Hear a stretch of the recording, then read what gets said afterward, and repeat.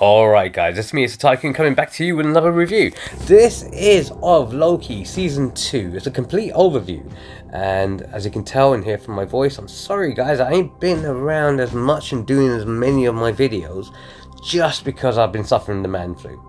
Yes, for those guys that, want to call me all kinds of names because I was using the word man and flu. Well, you know what, yeah, it knocked me out for a little bit. So that's what I'm going to call it and keep to that.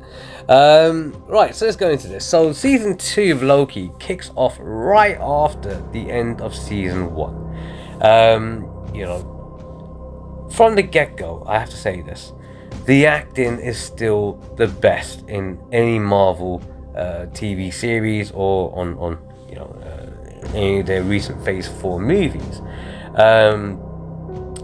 Tom Hiddleston as Loki is so brilliant. Owen Wilson reprising his role again as Morbius, fantastic. As well as seeing some nice little additions like Ki Kui Kwan, and again Eugene Cordaro coming back in, reprising his role, and Sylvie. Sylvie was there as well, and of course we can't forget Jonathan Majors. Well, I'm not going to go down a whole controversy outside of the film industry about Jonathan Majors. Right now, as a character of Kang, or He Who Still Remains, I think, now I'm going to get into the nitty-gritties of it. I think when you watch the entire series, there's a lot of things going on in this that you have to really keep watching the series to get your payoffs, because they happen in the later episodes, so you understand what's going on. So this is where the series itself may lose a few viewers. So let's get into it. So Loki is now time slipping. So as he's time slipping, his body is jumping between different time points until he can actually gain control on it. So the time point will be, well, like what you saw in the ending of Season 1. He jumped right back in time. It wasn't a different dimension. This was actually their world before the events of Season 1. And he jumped again into the future, goes well into the future, so on and so forth.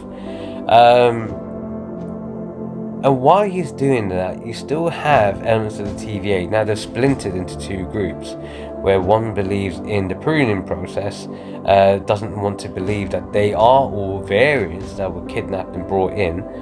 So they're fighting against it and keeping to the default programming of what their role is. And then you've got the others that are seeing what's actually going on and trying to stop it, which is, the situation with the Loom, as new time splinters are forming, new branches are forming. It's overriding the Loom.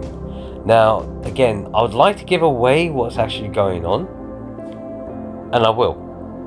So, what is actually happening is that the Loom itself is there to protect the sacred timeline, and anything else which is happening, any other splinters, it will naturally destroy those splinters so it doesn't become too much, and it protects the timeline.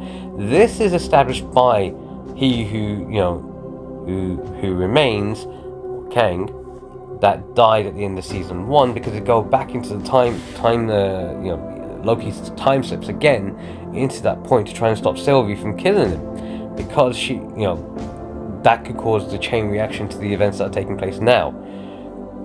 And again, it's very convoluted, because you also see them jump right back into the past, into the 1800s, and pick up the original Jonathan Majors. They gave him the book, the TVA, so he gets his knowledge and builds up as quickly as he can to be on the same level as the other members of the TVA. So when they actually need his help to to jumpstart everything, jumpstart the process, he's there.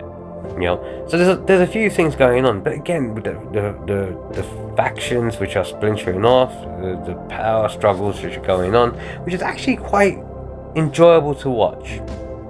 That was actually the enjoyable thing to really watch. And they should have focused more on that. There wasn't a lot of action in this series. especially in this season, which is absolutely understandable. This is a much more of a thinking man series, in the sense that it deals with a lot of time elements, and the branches are all strung away. Now, if you're a comic book fan, because the ending of season 1, so of course, what happens at the end of season 1, we know where we stand. But the end of season 2, if you're a fan of the comic books, from my perspective, Loki didn't do his trickery as much. He wasn't a villain or anything like that. He's become a reserved hero. And, I wouldn't say reserved. Reformed would be the best way of putting it. He's learned from his mistakes, and so on and so forth. And you see time slipping away, and they all become strings and branches and disappear. So at the end of season 2, Loki takes his seat in the same place where Kang would have sat, or he who still remains.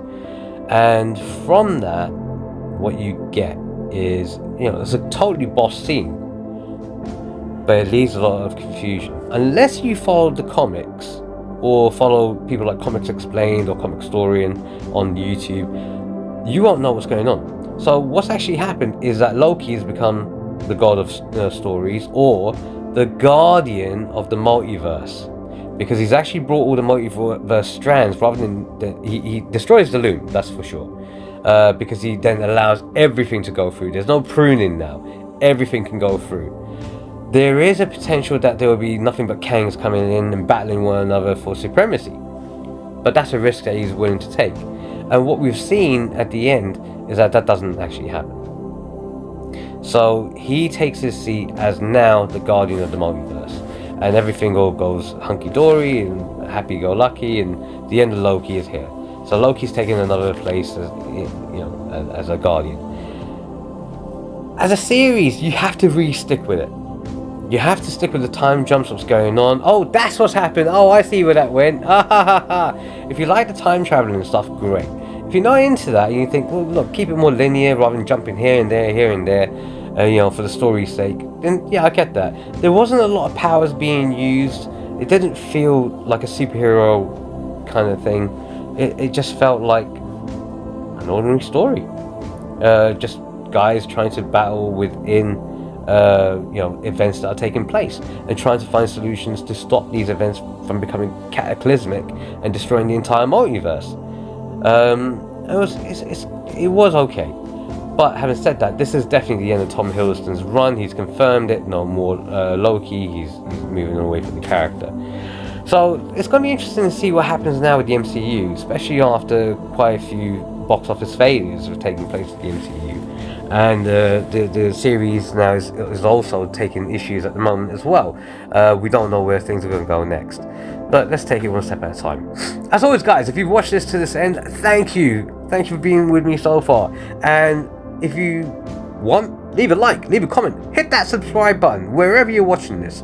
And most importantly, if you guys don't know how to do that, then you'll need to go back to school. So says the Tycoon.